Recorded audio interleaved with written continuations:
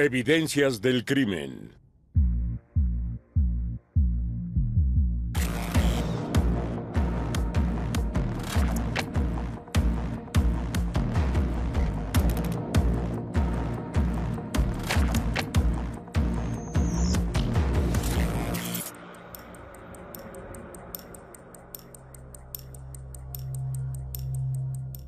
El policía asesino. Martes 26 de junio del 2012, a las 10 p.m., la policía de Batz, en la región francesa de Chalon, recibe una llamada del departamento de bomberos. Hay un incendio en una casa, a pocos kilómetros de distancia. 20 minutos más tarde, con el fuego bajo control, el oficial Jean-Luc Forestier llega a la escena. Un bombero lo llama. Me dijo, señor, algo anda mal. Eché un vistazo en la parte de atrás. Inmediatamente pude ver rastros de sangre en la grava y en una ventana en la parte posterior de la casa. Luego me mostró lo que parecía ser el cuerpo de una persona mayor que yacía en la entrada de la puerta. Los rastros estaban en todas partes. La situación es clara. Se trata de un acto criminal. Para empezar, no voy a andarme con rodeos. Era un cuerpo masacrado. Lo primero que pensé cuando lo vi fue que era necesario averiguar quién lo había hecho. Era horrible. La investigación se asigna inmediatamente a la unidad de investigación de Poitiers. La escena del crimen era muy compleja. Era una propiedad muy grande.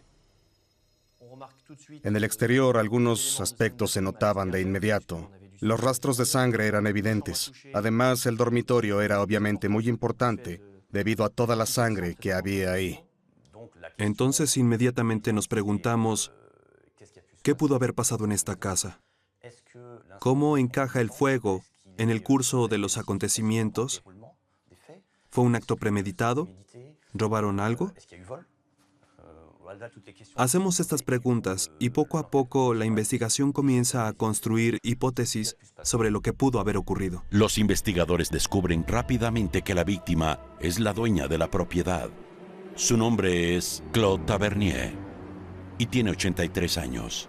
Llaman a un médico forense para hacer una evaluación inicial. El cuerpo de la víctima yace en el suelo del comedor. El experto nota de inmediato varias lesiones. La examinación del cuerpo reveló heridas fatales en el área de las vértebras cervicales. Tenían las características de un ataque con cuchillo. El uso de un arma blanca implica que el asesino estaba de pie cerca de la víctima. ¿Habrá dejado huellas que puedan identificarlo? Los expertos toman muestras de ADN del cuerpo y de la parte de abajo de las uñas de Claude. Los técnicos de identificación criminal examinan la casa bajo la supervisión del suboficial Michel Ford. Se habían iniciado varios pequeños incendios, pero no se habían extendido, lo que significa que el incendio no había destruido la evidencia, como seguramente pretendía el perpetrador. En el dormitorio se encuentran cantidades significativas de sangre. Aquí la investigación avanza rápidamente. En esta habitación y en la cama encontramos evidencia que resultaría decisiva durante el resto de la investigación, como una cinta de embalaje marrón y un encendedor blanco. El encendedor no pertenecía a la víctima, y la cinta adhesiva contenía fragmentos de cabello que se analizarían más adelante. En el comedor, una bandeja volcada y un par de gafas rotas parecen sugerir signos de lucha. Ahí también se encuentra un cuchillo de mesa. Los investigadores también descubren que falta un televisor, un reloj de bronce y la tarjeta bancaria de la víctima. Que hubiera un robo sugería que tal vez el ladrón había sido descubierto por el dueño de la propiedad y se había producido una lucha. La suposición obvia era que se trataba de un robo que salió mal. La hipótesis del robo toma más credibilidad cuando horas más tarde encuentran el automóvil de la víctima en llamas a 3 kilómetros de distancia.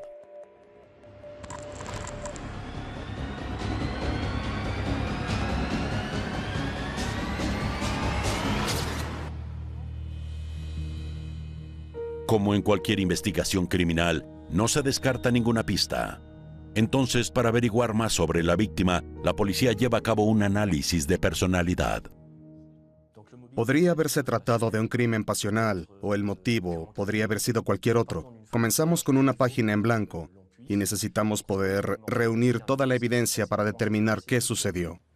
Después de la muerte de su esposo, un exsoldado, Claude vivía sola en su gran residencia.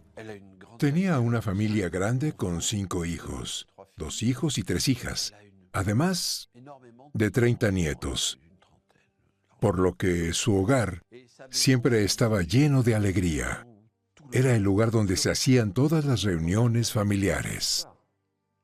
Descubrimos que la señora Tavernier era una persona sin antecedentes penales, alguien muy querida, amiga de muchas personas en Barbezieux y que aparentemente no tenía diferencias con nadie. A pesar de su edad avanzada y su gran familia, esta dulce y generosa mujer siempre estuvo muy involucrada en la vida del pueblo. Ayudaba a los vecinos, daba clases de catecismo, ayudaba a los pobres. Así la describían todos en el pueblo. La llamaban la Reina de Corazones. Era bien conocida por el alcalde, por los servicios sociales, por el párroco. Estaba muy involucrada con todas las organizaciones benéficas locales. Todos la conocían, todos la querían. Cuando la gente se enteró sobre su muerte, se organizó una marcha de protesta. Eso era algo que no se veía todos los días. La señora Tavernier no era una típica víctima de asesinato. Es difícil pensar quién podría querer matar a una persona así. ¿Había sido por dinero? ¿Tenía que ver con su propia personalidad o con su familia? No lo parecía, así que no había ningún motivo directo.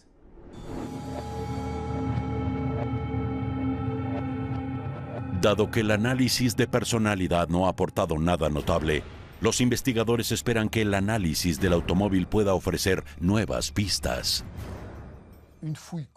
Se realizó una revisión exhaustiva del automóvil con el fin de encontrar el arma homicida u otra evidencia relacionada con la víctima o el asesino.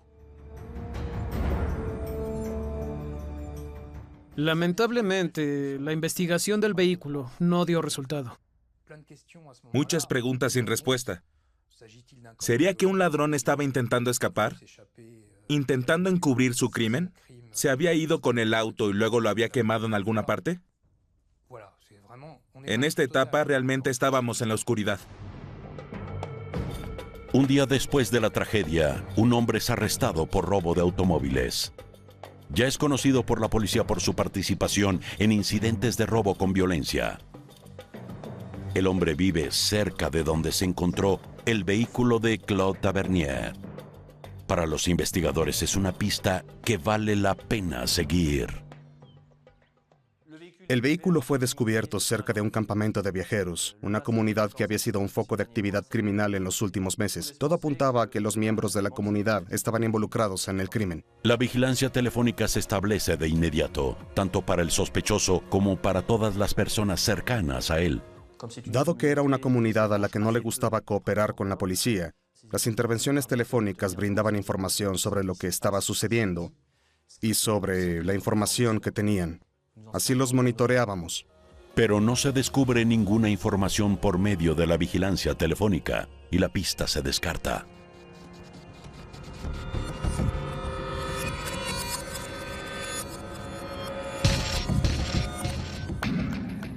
El 27 de junio del 2012, un día después del crimen, el cuerpo de Claude Tavernier es trasladado al Instituto Forense. Durante el examen externo, el médico forense encuentra varios moretones en el cuerpo. Según el doctor Bernard Marc, este tipo de lesiones son sintomáticas. Los hematomas indican que la persona fue víctima de violencia o de maltrato, lo cual provocó rupturas de pequeños vasos sanguíneos antes de la muerte. Es indicación de que hubo una lucha o de que arrastraron a la víctima mientras estaba viva, porque post-mortem no se producen hematomas. Si bien estos moretones demuestran que la víctima trató de defenderse, no fueron fatales. Sin embargo, un examen post-mortem más profundo establece la causa exacta de muerte de Claude Tavernier. En este caso, fueron principalmente las lesiones en el área de la columna cervical las que causaron la muerte de la víctima, pues se produjeron daños en los vasos sanguíneos principales. En total se infligieron más de 40 puñaladas, lo que indica un ataque frenético y brutal. La autopsia también revela más sobre el arma homicida, como las dimensiones de la hoja del cuchillo con el que Claude Tavernier fue apuñalada. La autopsia proporcionó una clara evidencia del ancho de la hoja que se utilizó. Medía poco más de 2.5 centímetros, lo que indicaba el ancho aproximado de la hoja del cuchillo. Los investigadores ahora pueden comparar esta descripción con el cuchillo de mesa que se encontró en el comedor de la víctima. Había algunas pequeñas heridas más definidas, lesiones de otro tipo, por lo que al analizar la piel y la forma de las lesiones, especialmente el ángulo de penetración y la forma en la que la hoja penetró, descartamos un cuchillo de cocina. A medida que se conocen los resultados de la autopsia y la brutalidad que mostró el asesino, la gente de Barbezieux está totalmente estupefacta. Unidos por el dolor. La comunidad ya estaba conmocionada por el asesinato, pero la noticia del frenético ataque de 43 puñaladas intensificó el impacto. Recuerdo que la gente estaba muy afectada cuando surgieron los detalles del caso. Pero las conclusiones de la autopsia también generan dudas en la mente de los investigadores. Habíamos lidiado con muchos homicidios en el pasado, pero un ataque tan frenético, de más de 40 puñaladas contra alguien mayor de 80 años, y la forma en la que había sido maltratada, sugerían un grado de violencia extrema que no era compatible con un robo.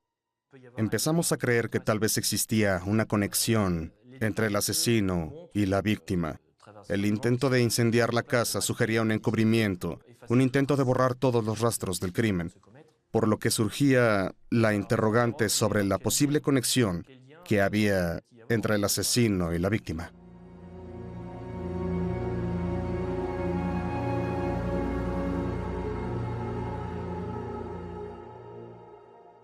Se realiza una encuesta en el vecindario. ¿A quién frecuentaba Claude Tavernier? ¿Habían notado algo los vecinos el día del crimen? Los oficiales van de puerta en puerta con la esperanza de descubrir nuevas pruebas. Sabíamos que íbamos a obtener información, pero siempre existe el problema de la fiabilidad. Puede que algunos hayan visto algo, pero prefieren no decir nada. Mientras que otros tal vez no hayan visto nada, pero tengan mucho que decir. Debemos saber qué tomar en cuenta. Tenemos que decidir qué es confiable y qué no. Estar conscientes de que tal vez nos lleve por el camino equivocado. Lo principal es tener la mente abierta a todas las teorías. La declaración de un testigo llama la atención de los investigadores. La noche del asesinato, una persona fue vista corriendo cerca de la casa de Claude. Este hombre, a quien llamaremos Jean-Louis, es identificado y entrevistado por los oficiales. Fuimos a verlo, hablamos con él e intentamos averiguar qué estaba haciendo allí. Inicialmente negó haber estado en el área, contradiciendo la declaración de los testigos presenciales, así que despertó nuestra curiosidad. Sin embargo, el testigo está seguro de que fue Jean-Louis a quien vio corriendo esa noche. Al ser entrevistado de nuevo, el sospechoso ofrece una versión diferente. Luego dijo, tal vez sí estaba allí. Recuerdo que tuve que correr porque mi perro se escapó. La explicación sonaba sospechosa. ¿Por qué no había dicho eso la primera vez? Para eliminar cualquier duda. Así que recogimos la ropa que llevaba ese día y tomamos muestras de su ADN. Las muestras se envían al laboratorio para analizarlas. Al mismo tiempo, los investigadores reciben los resultados de las muestras de ADN tomadas del cuerpo de Claude Tavernier. Además de la huella genética de la víctima, los expertos descubren rastros de ADN masculino. uno que no está registrado en la base de datos nacional de ADN. La persona cuyo ADN encontramos en el cuerpo no estaba registrada en la base de datos, por lo que nuestra misión principal era identificarla. Los oficiales están convencidos de que el ADN pertenece al asesino, pero comparándolo con las muestras tomadas de Jean-Louis, los dos ADN no coinciden, por lo que se descarta como sospechoso en la investigación.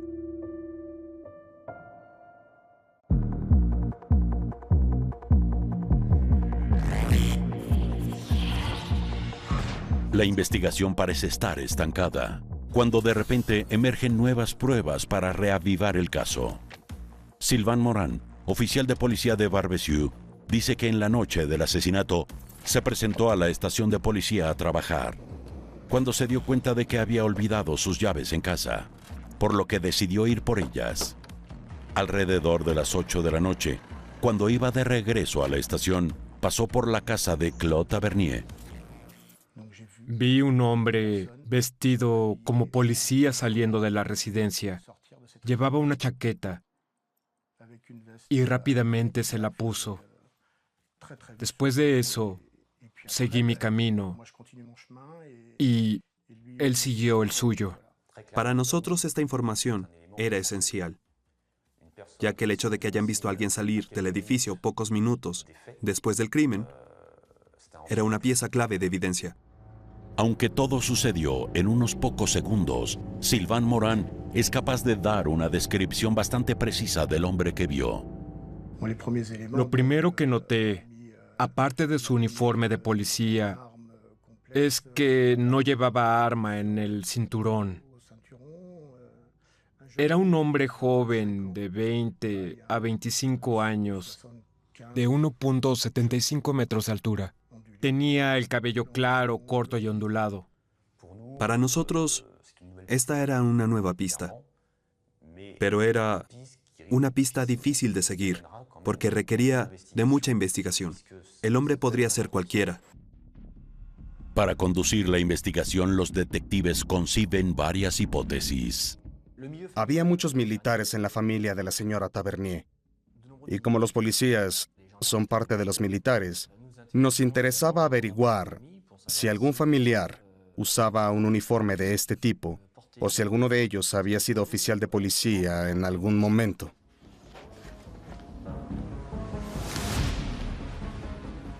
Cuando esa investigación no dio ningún resultado, nos enfocamos en los miembros actuales y recientes de la policía y en cualquier persona que pudiera haber adquirido el uniforme por algún otro medio. Los investigadores empezaron a plantear la posibilidad de que, por extraño que pareciera, uno de sus colegas podría estar involucrado en el caso. Entonces se elabora una lista de todos los policías, expolicías y reservistas en el área de Charente.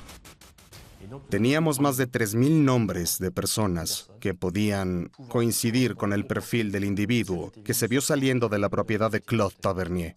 En esta etapa, estábamos planeando entrevistar a todos para dar cuenta de sus movimientos y saber realmente dónde estaban la noche del 26. Afortunadamente, gracias a la descripción precisa proporcionada por el testigo, la lista se reduce. Los criterios de búsqueda indican que se trata de un hombre de 20 a 30 años con cabello rubio rojizo. 2 meses después del asesinato, se identifica a un hombre que encaja perfectamente con el perfil. Su nombre es Mathieu Voland. Tiene 27 años y cabello rojo. Había sido policía voluntario en Barbezieux durante 5 años.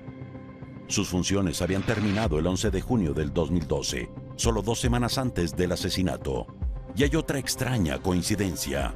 En 2008, el joven policía había visitado la casa de Claude Tavernier por una investigación de robo. Mathieu Voland es inmediatamente convocado para interrogación. Nos dijo que la noche del crimen había estado en Barbezieux, donde tenía una cita a las 9 p.m. con una chica a la que había contactado por medio de internet. Había quedado de encontrarse con ella en la calle donde vivía la señora Tavernier, un poco más arriba. El joven dice que esperó a la chica bastante tiempo, pero ella nunca llegó. Mientras se cometía el crimen, Él estaba a 300 metros de la casa de Claude, pero afirma que no notó nada. Para nosotros, su historia no tenía sentido. Habría visto a los bomberos, a los policías. Habría visto el incendio. Su declaración no se sostenía. Ante estas inconsistencias, los investigadores continúan interrogando a Mathieu Bolland sobre las contradicciones en su versión de los hechos, y en pocas horas el joven cambia su declaración. En realidad no es verdad. No tuve una cita con una chica. Estaba allí para ver a la señora Tavernier.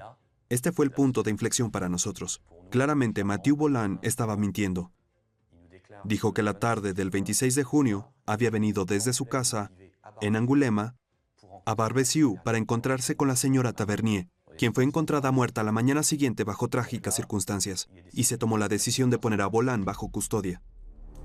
Los investigadores ahora tienen 48 horas para descubrir lo que realmente sucedió entre el joven policía y Claude Tavernier.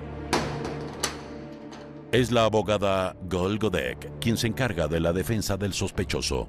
Cuando llegué a la celda, noté que Mathieu Bolland estaba obviamente muy incómodo, muy retraído, y me daba la sensación de que emocionalmente estar detenido causaba una gran tensión en él. Luego, el joven explica a los investigadores que desde el allanamiento en la casa de Claude Tavernier en el 2008 se ha mantenido en contacto con la anciana. Durante los interrogatorios, Bolland afirmó que conocía a la señora Tavernier. Quizá no muy bien, pero que la conocía, y que había ido a su casa varias veces para conversar. Parece que consideraba a la señora Tavernier como su confidente. Según Bolland, su relación con Claude se había vuelto tan amigable que le hablaba de tú. Para el abogado de la familia Tavernier, esto es simplemente imposible. Esta afirmación es bastante inverosímil, porque tal familiaridad es bastante inusual para una mujer con la formación y la edad de la señora Tavernier. Incluso sus propios hijos le hablaban de usted.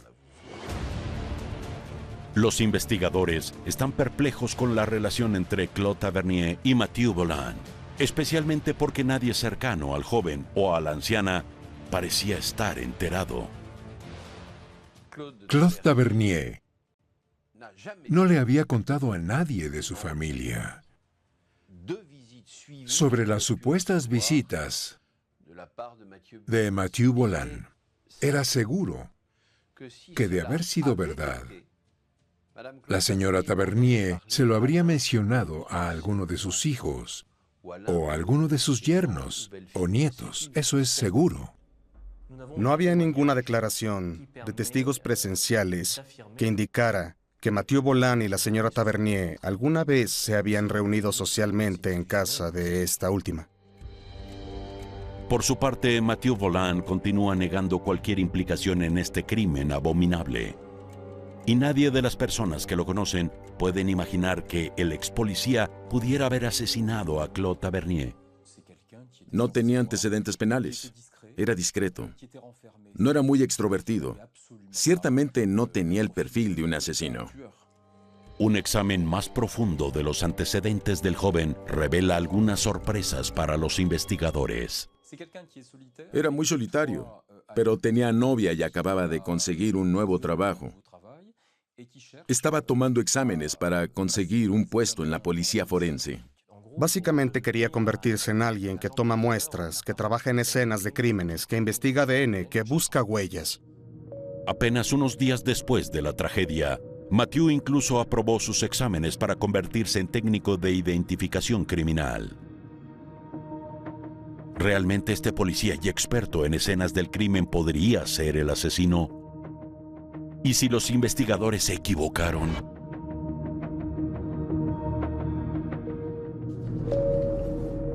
Los oficiales realizan un análisis detallado de las llamadas telefónicas de Mathieu Bolland para determinar si el sospechoso llamó a la víctima y también para conocer su paradero en la noche del crimen.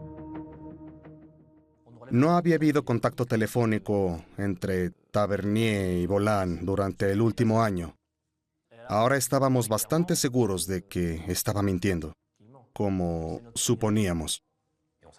Nos dimos cuenta que desde la noche del 26 hasta el 27 al mediodía, el teléfono de Mathieu Bolland había estado apagado y por lo tanto no se podía localizar, lo que era bastante extraño, porque había estado activo hasta la noche del 26. Los investigadores deciden confrontar al joven con estas inconsistencias. Repentinamente su nueva declaración le da al caso un giro inesperado. Nos contó un detalle que no nos había dicho antes sobre una primera visita a la casa de Claude Tavernier. Había tenido una discusión con ella y luego Mathieu Bolland había abandonado la propiedad solo para regresar unos minutos más tarde a través de la parte de atrás de la casa. Luego dijo que había tenido un flashback. Dijo que en el flashback se había visto a sí mismo colocando cinta adhesiva sobre la boca de la señora Tavernier y luego apuñalándola. Para los antiguos colegas de Bolland, estas confesiones son muy impactantes. Hay que recordar que Mathieu Bolland incluso cuidaba a los hijos de los oficiales. Estaba constantemente en la estación de policía y llevaba un arma en el cinturón. Sus colegas confiaban ciegamente en él, por lo que escuchar todo esto era extremadamente difícil para los policías que trabajaban con él. El asombro afecta principalmente a su excomandante Jean-Luc Forestier, uno de los primeros oficiales en llegar a la escena del crimen. Simplemente no podía creerlo. No era posible que este chico hubiera hecho eso. Nunca tuve ningún problema con él. No podía reconciliar lo que había visto en la escena del crimen con el chico que había conocido por 5 años. No podía creer que él tuviera algo que ver con esto.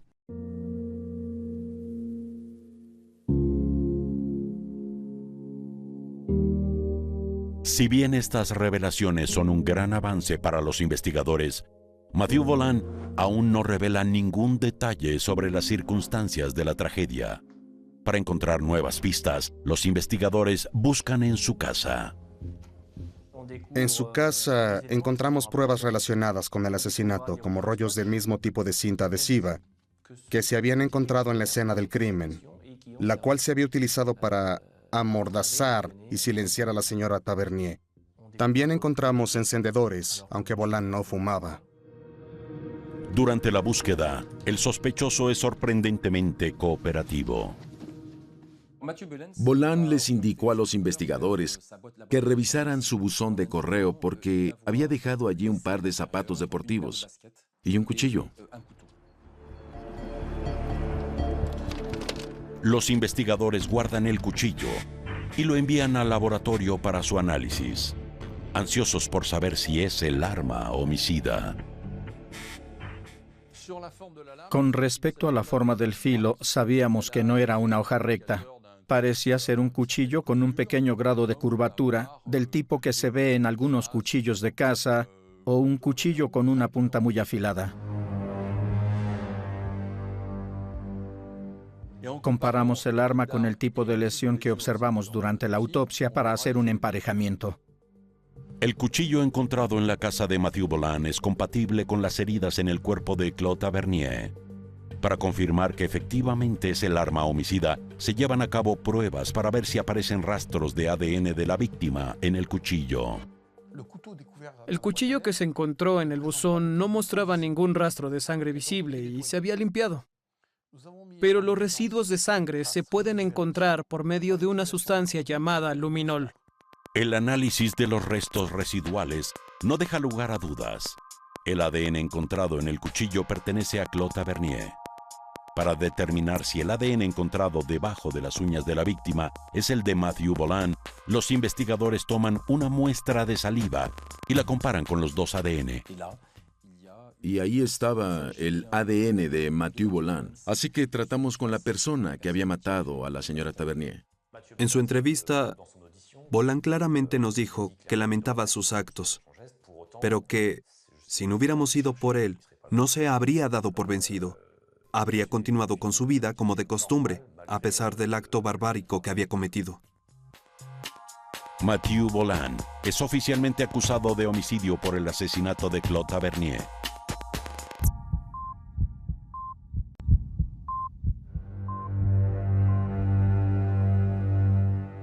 El gentil policía se convierte en asesino. Mathieu Bolan es interrogado nuevamente, pero sigue siendo muy evasivo con los detalles del asesinato. No tenía explicación para sus actos. Y decía que solo tenía flashbacks. Tenía algunos recuerdos. Pero, por ejemplo, solo recordaba haber apuñalado a la señora Tavernier una vez, mientras que nosotros sabíamos que habían sido más de 40 puñaladas. En un intento por reconstruir los hechos, los investigadores necesitan confiar en estos llamados flashbacks. Recordaba haber estado de pie frente a la puerta trasera de la señora Tavernier. La había visto con una bandeja de comida. Y luego recordaba haberla apuñalado una vez como si estuviera fuera de su cuerpo. Dijo que volvió en sí cuando estaba sentado en el borde de la cama, junto al cuerpo sin vida de la señora Tavernier. Este fue el momento, según el joven, cuando se dio cuenta del crimen y luego intentó ocultarlo. Como un niño pequeño que intenta ocultar una travesura, recurrió a todos sus años de experiencia profesional como policía para tratar de encubrir el crimen que había cometido. Detalló cómo salió de la habitación para iniciar varios incendios. Y recordaba en particular haber tomado el televisor y el reloj y haberlo subido al auto de la señora Tavernier. Lo quiso hacer parecer un robo al llevarse algunas cosas, y luego inició un incendio para destruir cualquier evidencia que lo involucrara. Luego, supuestamente, el joven huyó. Pero esta versión de los hechos no satisface a los investigadores. Su discurso estaba muy fragmentado, dio muy poca información en su declaración sobre cómo se había desarrollado el crimen. Entonces, para tratar de determinar exactamente lo que había sucedido, utilizamos varias técnicas de investigación, como el análisis de los patrones de las manchas de sangre, mediante el cual los especialistas reconstruyen los crímenes. Muchos rastros de sangre fueron encontrados en la escena del crimen. Al analizarlos, es posible verificar si la versión de los hechos descrita por Mathieu Bolan es creíble o no. A través de observaciones y mediciones de las manchas de sangre, podemos hacer una lista de sucesos, de modo que si el asesino tiene la memoria borrosa, al menos podemos determinar mediante las pruebas si lo que recuerda es compatible con nuestras observaciones. Charcos de sangre se encontraban en 3 lugares: en la cama, en los escalones exteriores y en el comedor, donde estaba el cuerpo de la víctima. Para los expertos, se trata de que estas pistas cuenten la historia. Un charco de sangre indica una posición estática. La sangre se derrama de una herida en un lugar determinado. Los expertos empiezan la investigación en el dormitorio. Los rastros de sangre nos permitieron establecer de manera plausible que la víctima fue atacada principalmente en el dormitorio. Probablemente en la cama, ahí es donde encontramos cantidades más significativas de sangre. Así que parece que las puñaladas se efectuaron cuando la víctima estaba acostada, incapaz de moverse de una manera u otra. Como resultado, las lesiones se agruparon alrededor de la región del cuello. En este caso, fueron 30 puñaladas. Entre el dormitorio y los escalones exteriores, el rastro de sangre indica desplazamiento. El análisis de las manchas de sangre ahora debe determinar si la víctima se movió por cuenta propia o si fue arrastrada por el suelo. Podemos distinguir, por ejemplo, entre las marcas de deslizamiento que indican que la fuente de sangre estuvo en contacto con una superficie, en este caso el suelo, y los rastros pasivos que son circulares. No tienen la misma forma. Los resultados son concluyentes. Según los expertos, Claude Tavernier trató de escapar. La evidencia indicaba que una víctima gravemente herida se había arrastrado, como buscando una salida o buscando acceso al exterior, ya que era la única forma de escapar. Los rastros de sangre encontrados entre los escalones exteriores y el comedor indican que el asesino capturó a la víctima. Encontramos otros rastros que probablemente eran marcas de arrastre. las cuales indicaban que el cuerpo había sido levantado, jalado y arrastrado por el suelo. Se podía ver claramente cómo la mano de la señora Tavernier se había deslizado por el suelo mientras la arrastraban hacia el interior de la casa. Esta evaluación muestra que Claude Tavernier sufrió un verdadero calvario. Pero otro detalle intriga a los investigadores. Durante la autopsia, el forense notó lesiones en la espalda de la víctima, hechas con la punta de un cuchillo. Mathieu Bolland no da explicaciones. Sin embargo, el experto intenta explicarlo. Una explicación podría ser que el atacante intentaba hacer que se moviera, por lo que la hirió de esa manera. Había una serie de improbabilidades e inconsistencias y contradicciones en la declaración de Bolland. Muchas partes parecían poco convincentes. La confesión fue dada en fragmentos y no parecía veraz.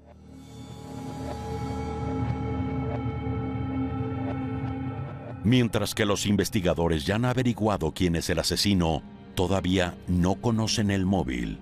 En un intento por averiguar qué llevó a Mathieu Bolland a cometer el crimen, se llama a un experto psiquiátrico, el Dr. Ova.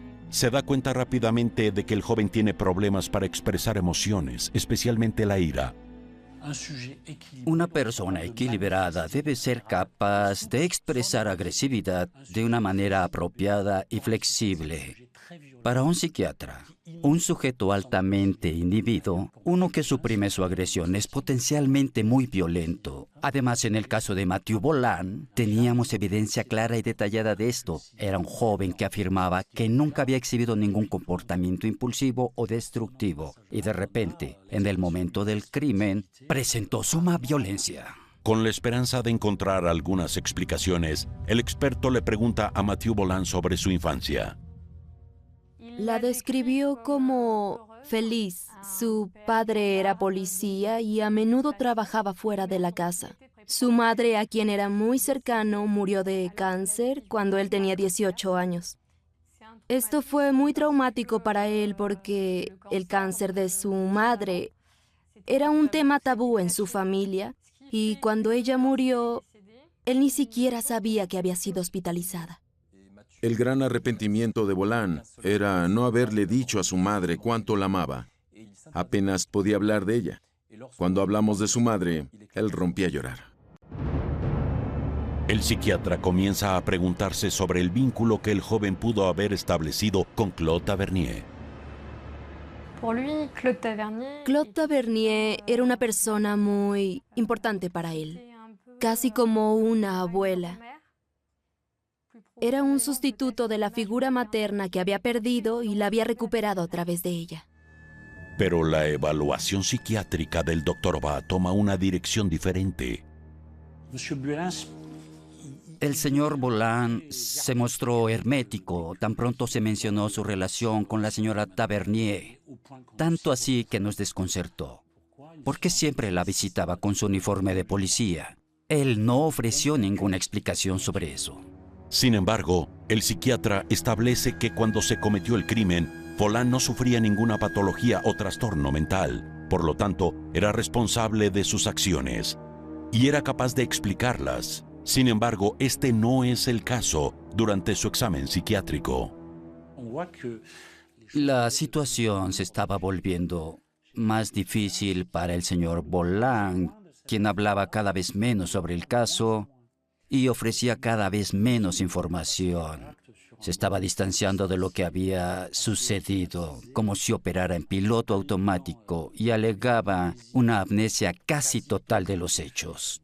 Para el experto, solo hay dos posibles explicaciones para su comportamiento. O está suprimiendo inconscientemente los hechos, o está mintiendo deliberadamente. La última opción parece encajar mejor con el perfil del joven.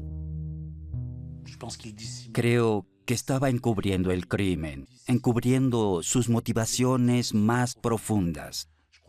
En mi informe escribí que Bolland había dejado de hablar porque no quería dar acceso a lo que había sucedido y había decidido ejercer su derecho a no ofrecer explicaciones.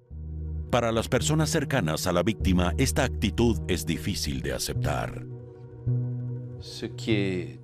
Lo trágico de este caso es que Mathieu Bolan asesinó, sin ninguna razón y sin explicación alguna, a una buena mujer, que nunca hubiera pensado ni por un segundo en lastimarlo. ¿Y para qué? Fue un acto de barbarie que no se puede explicar. ¿Por qué Mathieu Bolan apuñaló a Claude Tavernier más de 40 veces? Las conjeturas abundan entre los investigadores y los expertos. El asesino afirma que la noche del crimen estaba atormentado por pensamientos oscuros. 2 semanas antes, su contrato de policía había terminado. Era casi como si temiera decepcionar a su madre fallecida. Fue a visitar a Claude, probablemente para buscar palabras de consuelo. Cuando supo por primera vez que Mathieu Bolan ya no era un policía, tal vez ella le dijo que no importaba, que no se preocupara, que podía dedicarse a otra cosa. Tal vez esto no le haya sentado bien a Bolan y haya considerado sus palabras como una traición. Criticar su función era como atacar exactamente lo que su madre siempre quiso que fuera. Estremeció todo lo que había motivado su existencia desde la muerte de su madre. ¿Fueron las palabras de Claude Tavernier las que molestaron tanto a Mathieu Bolan como para matarla? Para los expertos, esta hipótesis tiene sentido. Tal vez después de reflexionar sobre un intercambio, regresó a casa de la señora Tavernier. Decidió hablar con ella. Luego de una breve discusión, Mathieu Bolan quiso poner las palabras de Claude a su garganta al infligir varias puñaladas. Que el asesino haya tratado de poner las palabras de la víctima a su garganta es un ejemplo de pasar de la palabra a la acción.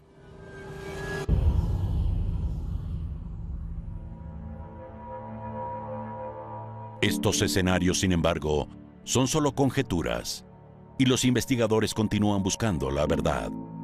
El 25 de marzo del 2013, 9 meses después de la tragedia, esperan que una reconstrucción de los hechos remueva la memoria de Mathieu Bolan.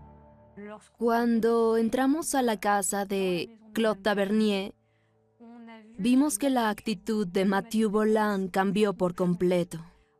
De repente se volvió retraído. Incluso tenía miedo de entrar al dormitorio de la señora Tavernier. Se rehusó a hacerlo.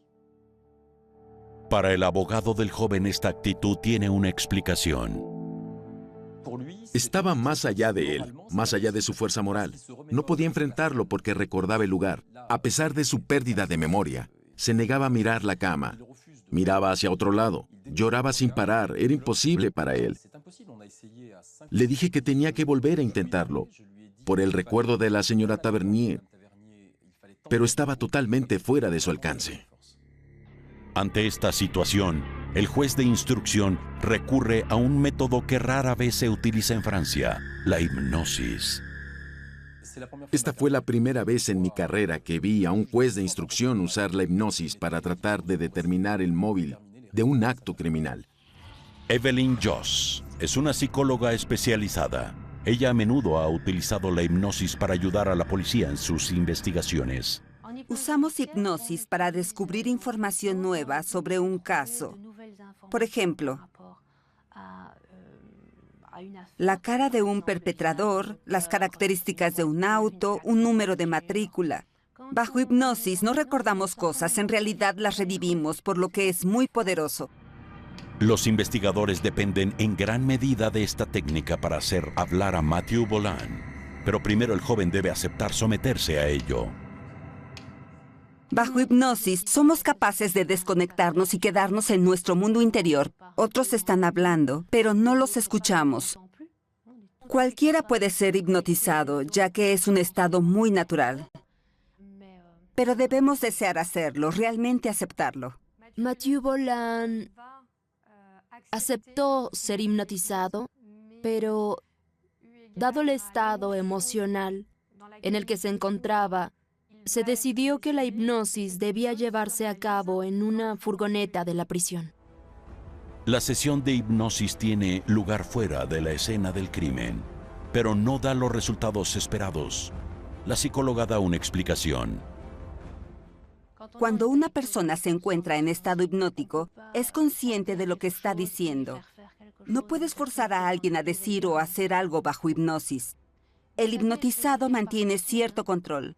Para dar un ejemplo ridículo, si fuera tan fácil hacer que las personas divulgaran información, cada semana habría reportajes en los periódicos sobre hipnoterapeutas que vacían las cuentas bancarias de sus pacientes. Asesino compulsivo o manipulador. Entonces, si quería ser hermético, no tenía razón para describir lo que estaba reviviendo.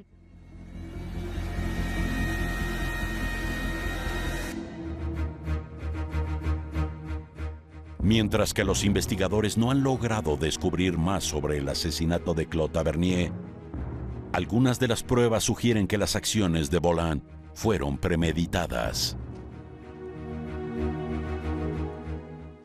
Llegó a la casa con cinta adhesiva, con un encendedor aunque no fumaba, y traía un cuchillo. ¿Por qué? Por supuesto, podría haber sido pura coincidencia, pero estas tres coincidencias ocurrieron al mismo tiempo, en el mismo lugar, por lo que nos preguntamos si él había llevado los artículos intencionalmente a su casa por una razón específica. Con respecto a la cinta utilizada para amordazar a la víctima, Bolland ofrece una explicación a los investigadores. Alegaba que la cinta de embalaje estaba en su bolsillo, porque recientemente se había mudado de casa, por lo que todavía tenía algunos pedazos de cinta en los bolsillos de sus pantalones. Para Michel Faure, esta explicación no tiene sentido, porque contradice lo que se halló en la escena del crimen.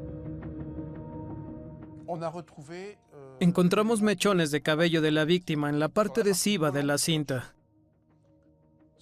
la cual se había colocado sobre la boca de la víctima. El hecho de que fuera tan pegajosa significaba tal vez que provenía de un rollo de cinta. Resultaba que Mathieu Bolland había venido a Bar-Bézieux con la intención de visitar a la víctima, pero había llegado con una cinta, un cuchillo y un encendedor. Y para nosotros eso era premeditación.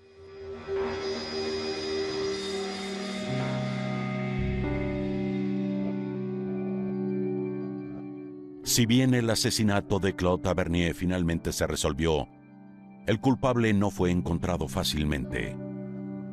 Porque todo comenzó con el avistamiento del oficial Sylvain Morin, quien de casualidad pasaba por ahí.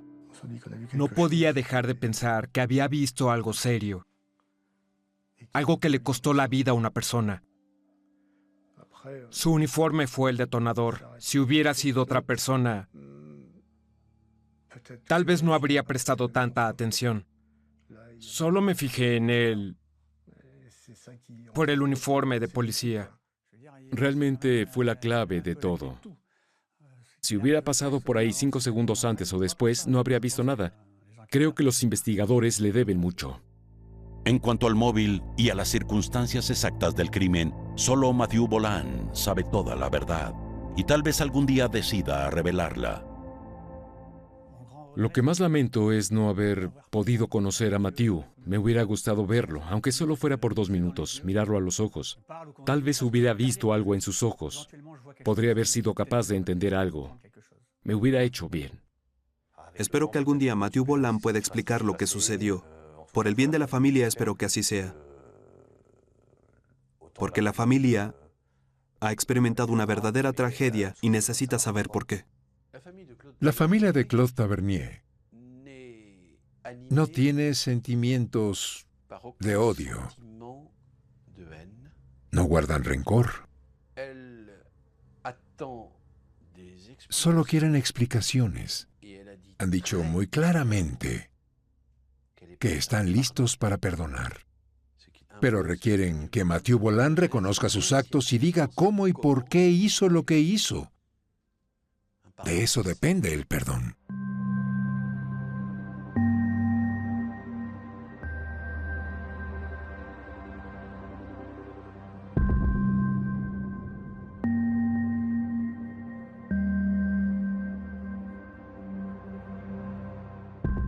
En 2015, Mathieu Bolan fue condenado a 30 años de prisión con un periodo mínimo de 20 años.